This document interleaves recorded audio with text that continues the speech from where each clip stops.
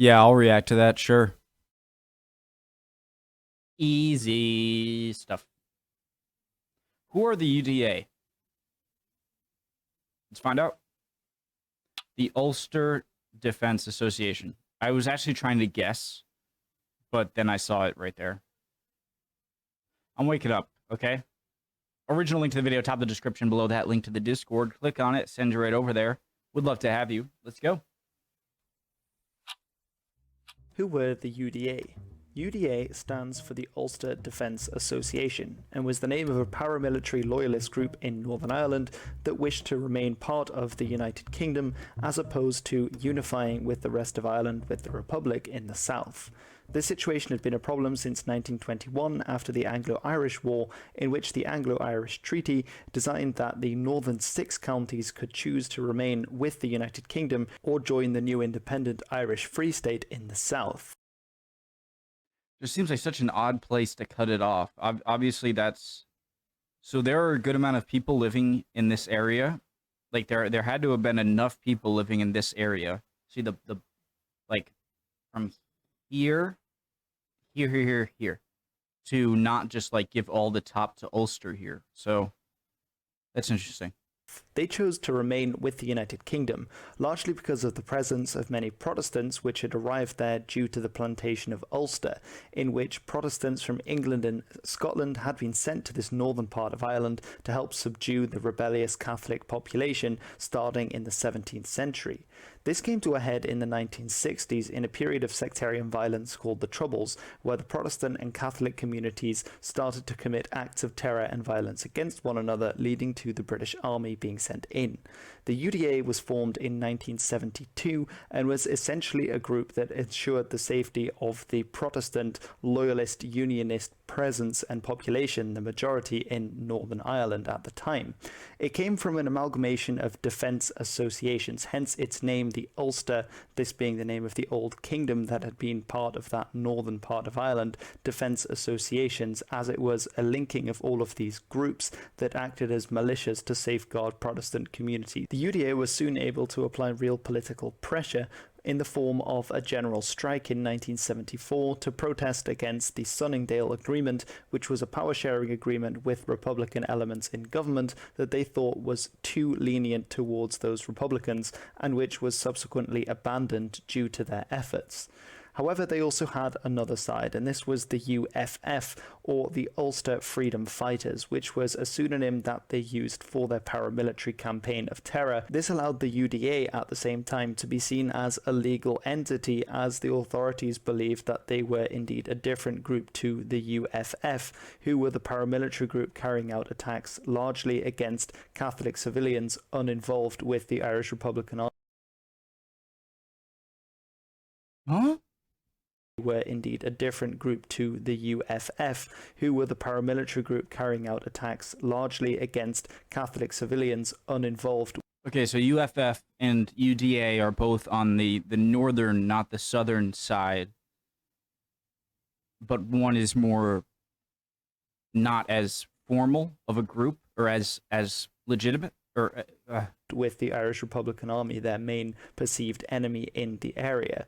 What's interesting is that the UDA in itself was seen as a counterpart to the IRA, and that was indeed their mission statement, to protect Protestant communities and to fight back against republicanism.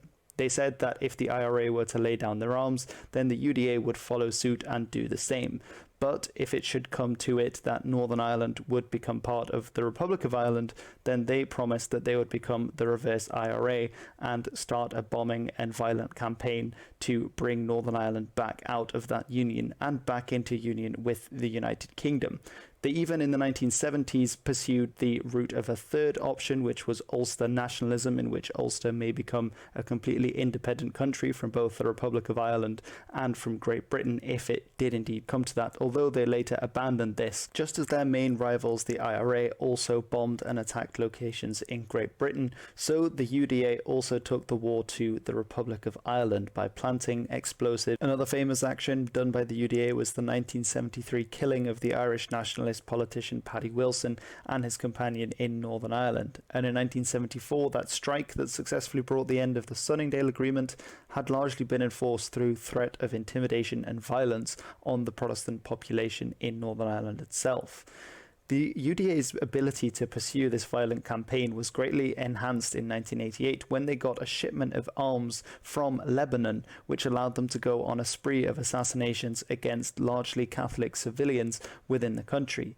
And it was found in 1985 in an MI5 report that around 85% of their target information had actually come from British sources, which was a large controversy when this had become public after the Troubles. By 1992, however, the link between the UDA and the actions being committed under the pseudonym UFF were becoming increasingly obvious, and the UDA as a political organisation was banned by the authorities. 2 years later, in 1994, the UDA took part in... So the UDA was was posing as a more legitimate, non-terrorist affiliated, or like they weren't the ones doing the bombings and stuff, but they were soon close to be very much tied to the UFF, and so lost all legitimacy pretty much, or lost all claim to be kind of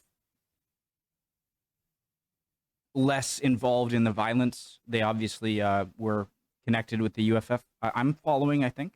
In a ceasefire that was also observed by the IRA. When in 2005 the Provisional IRA officially ended its armed campaign and decommissioned its arsenal, it said it would consider its future. And in 2007, when further arms were destroyed by the IRA, they also said that they had put away their arms but had not yet been decommissioned, although in 2010 they did indeed say that they had. The later UDA after the Good Friday Agreement is somewhat related to the story of drug trafficking and trying to handle this trade in certain areas, as well as to criminality. And this is perhaps why in 2007 a new group called the Real UFF, the Real Ulster Freedom Fighters, that pseudonym, was created, and they have carried out several attacks in the area, promising to kill the remainder of the UDA leadership, and it seems to be more an infighting group rather than a new continuation of what the UDA had been all about, probably for the better.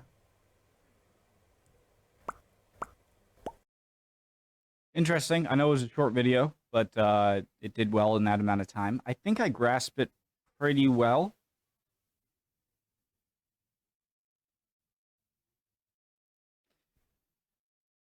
They were trying to be more a legitimate form and push more like policy and less violence, but then they seemed to be pretty much in bed with the UFF, who were obviously for the violence.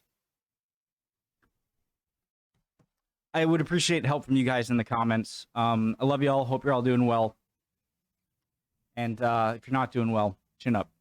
Look at me. Chin up. You'll be good soon. Don't worry. Bye, guys.